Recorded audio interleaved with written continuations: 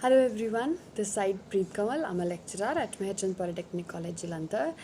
Today in this lecture we will be discussing about the new multi-stage amplifier and their classifications.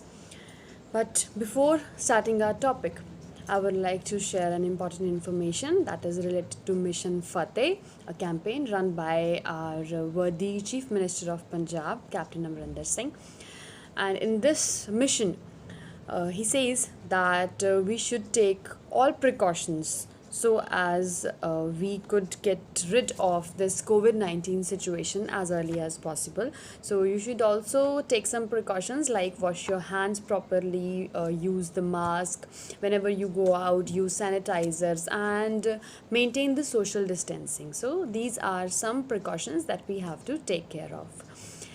So let's move on to the topic. In the last lecture of electronic devices and circuits subject, we discussed about the gain of the multi-stage amplifier. As we all know what a multi-stage amplifier is, right?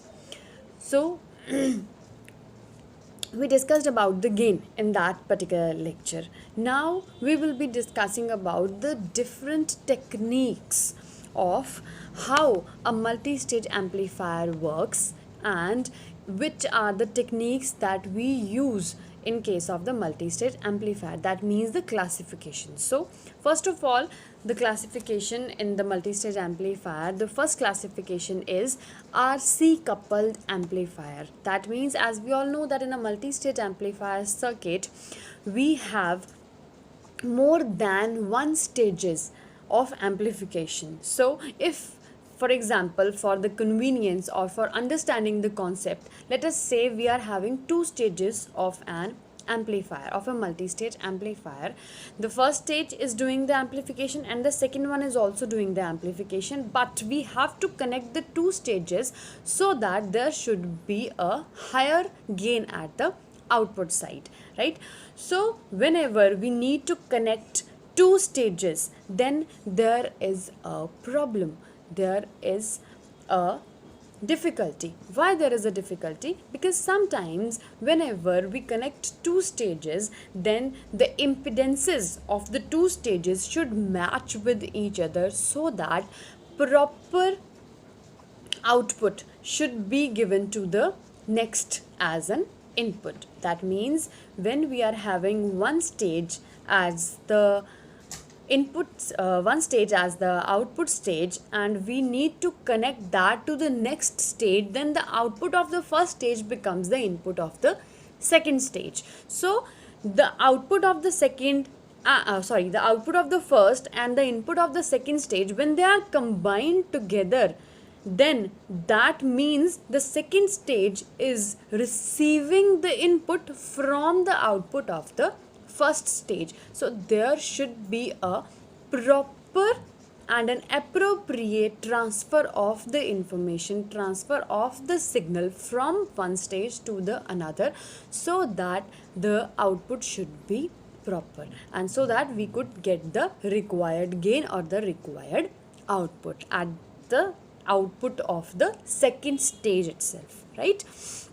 So that is why, because of these problems or some impedance matching problems or some signal loss problems, we have made three classifications of the multi-stage amplifier. First one is RC coupled amplifier. That means when we need to connect the two stages, we will use resistance and capacitance in between so that we can connect it, so that we can connect the two stages. Then the second classification is the transformer coupled amplifier. In this particular case, in this particular multi-stage amplifier, what we do is we use a transformer in between the two stages. That means at the output of the first stage and at the input of the first stage, the coupling connection is done with the help of the transformer, right? That is why it is called as a transformer coupled amplifier. And the last one is, third one is the direct coupled amplifier. We directly connected with the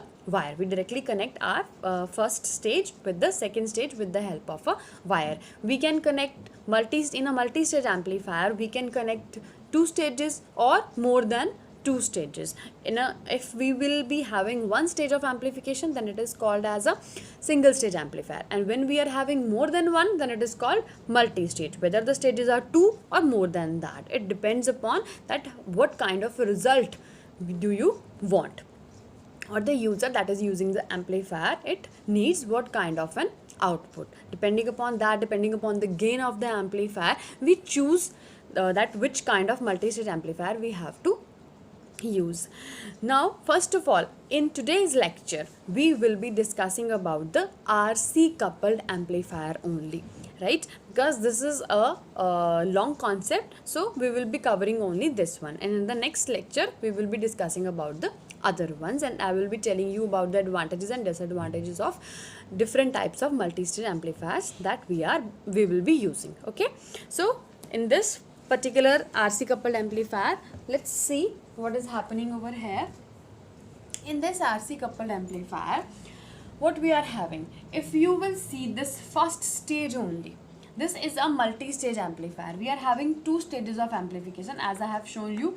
Here is one transistor and here is another transistor. So that means, as I have told you earlier, that what number of, depending upon the number of transistors, we will be having the amplification stages. As we all know that in one single stage amplifier, we use one transistor for the amplification purpose. So if we are using two transistors, that means it is a two-stage amplifier.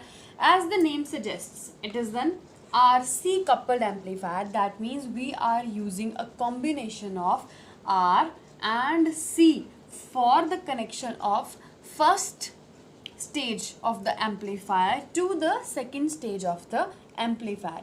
If you will see the circuit correctly, if you will see the circuit carefully, then you will notice here that all the signals that are here are exactly same in the second stage itself. I will tell you that first of all there is Vin. Vin means the input signal, the analog signal that we will be providing for the amplification purpose. The signal that we need to amplify is basically called as Vin here. Then after we have used here Rin and Cin.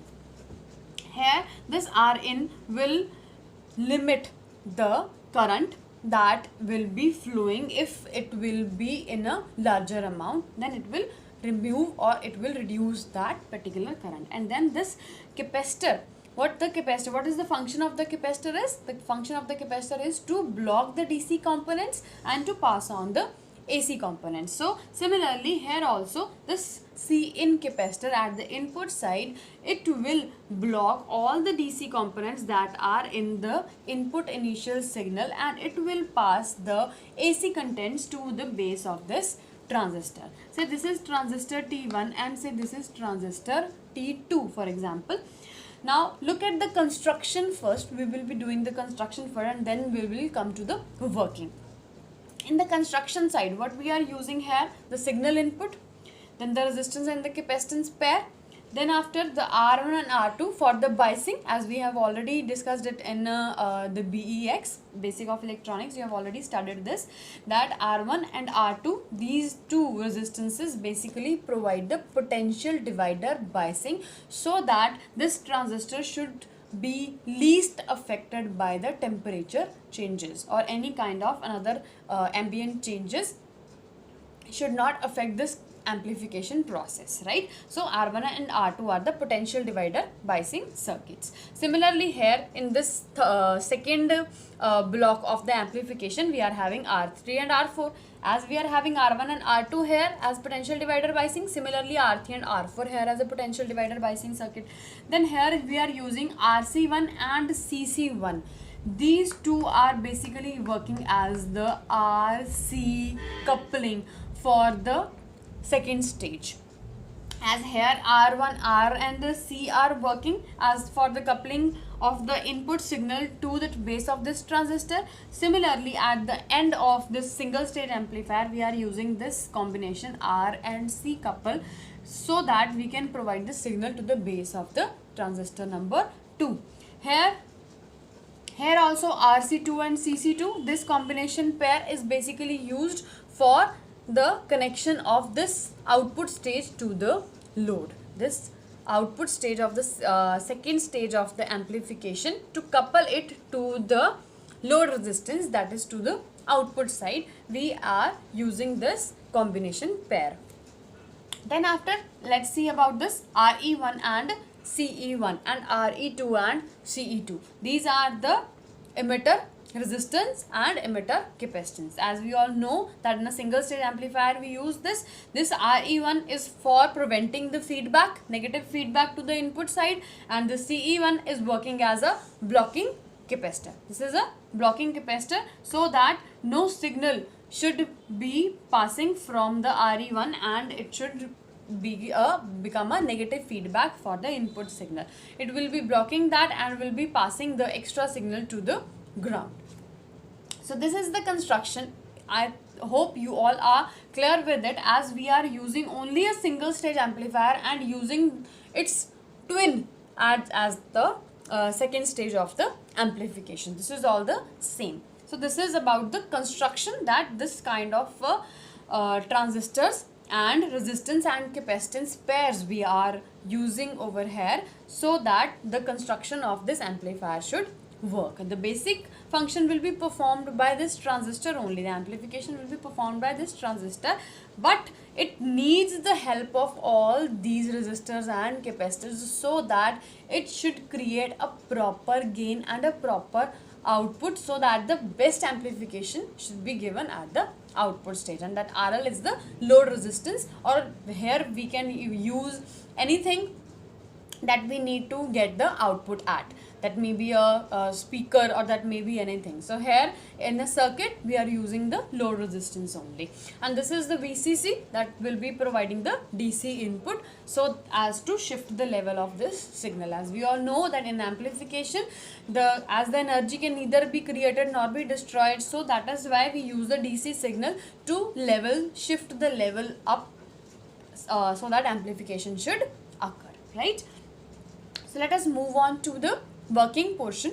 Here I would like to tell you that whenever you will get an examination question paper and you have to attempt that, then whenever explaining this kind of a circuit in any of the subject of your topic, right, so you will be taking it in a step by step way, right? Whenever you will be explaining the output in your examination, then what you have to do is you have to explain the introduction first. That is, what is the name, why is the name, what is the name signifies. You have to introduce that thing, and after that, after introducing, you have to make a heading of construction. Then in construction you have to tell about each and every component of this particular circuit, and after that construction you have to start the operation or the working, and then after that advantages, disadvantages and applications, whatever you are having knowledge of this particular or any particular topic that you will be explaining in your examination. Okay, so examination point of view, you have to make sure that you are explaining the things very appropriately so that you could get the best results. So let us move on to working. We all know about the working of a single stage amplifier. This will work like that only. Let me give you a quick review that whenever we apply signal from this side, then this capacitor will block the DC content in the input signal, if any, and then pass it on to the base of this transistor T1 with the help of this R1 and R2 as the potential divider biasing circuit that will hold the operating point, the Q point of the transistor, so that it should not vary and there should not be any kind of temperature or any ambience effects on the working of this transistor and the amplification. Then RE and CE1 I have already told you during the construction part. RC1 and CC1, they basically work as a coupling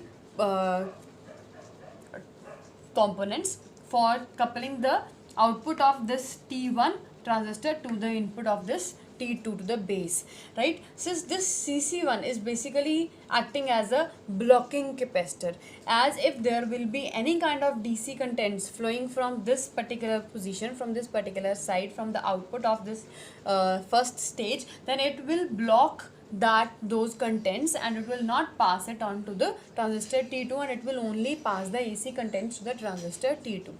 And along with that, this circuit is working on some particular frequencies, right? So if we will be having a low frequency signal, as we all know that Xc, the capacitive reactance of the circuit, is equals to the 1 upon 2 pi Fc. That means it is the reactance of this capacitor depends upon the frequency and the value of the capacitor. So if the frequency is reduced, then what will happen? If the frequency is reduced, then definitely the capacitive reactance will become high in proportion. And if it will become high in proportion, then what will happen? Then the reactance of this capacitor will increase. If the reactance of this capacitor will increase with the lower range at the lower range of the frequencies, then it will be acting as a total complete blocking capacitor. As if its reactance will enhance, then it will not pass any kind of a signal to the second stage. So what will happen? Because of the lower frequency, at the lower frequency ranges, the gain of the circuit will fall down because of this capacitive reactance effect. Similarly, if we will talk about the high frequency ranges, if the frequency will be high, see here, this is the frequency response, this is the frequency, and this side is the gain. I hope you all have this is visible to you all, right? So this side we are having the frequency, and this side we are calculating the gain. You can see here in the frequency response of this RC coupled amplifier, what is happening is the gain is lowering down at the input side, and along with that it is basically the lower frequency ranges. The gain is falling at the lower frequency ranges, and it is falling at the higher frequency ranges as well. So this is because of this coupling capacitor or any coupling capacitor that we will be using in between the two stages of the amplifier. It provides the loss of the gain or loss of the signal every time it is working, but it is very much affected when the frequency of the signal is very low or very high. So as we can see in this reactance curve in this response curve of this RC coupled amplifier, we can see here that in the mid band range the gain is constant. In this mid band range of frequency, the gain is constant, but at the lower frequency side and at the upper frequency side, the gain of the signal is lower down, right? This is the reason behind this, that whenever the frequency will be low, the reactance will be high, and whenever the frequency will be high, the reactance will be low, and whenever the reactance will be low, this capacitor will be working like a short circuit. And if this will be short circuit, then these two stages will feel the loading effect. What do you mean by loading effect here is, loading effect means whenever we connect two stages together, then at that particular time the second stage works as a load for the first stage, and if the impedance of the two stages doesn't match with each other, then there will be a loading effect. That means there will be a negative effect on the first stage because of the second stage load, because of the mismatch of the impedance of the two stages, and this will happen when there will be a short circuit connection between the two stages. Undoubtedly, RC coupled amplifier is the best amplifier if we have to work in the mid-band range of frequencies. There is a constant supply of the gain, because at that time the capacitive reactance will neither be higher nor be lower. So that is why it will be on a safer side, and the gain will become constant at the mid band range, but at the lower and at the upper side of frequencies, this particular amplifier doesn't work to a much bigger or much satisfactory output extent. But this amplifier is very good whenever we need to have a circuit, we need to use it in that kind of a device where the gain, constant gain is required. This RC coupled amplifier is used as a best amplifier for the mid band range of frequencies, right?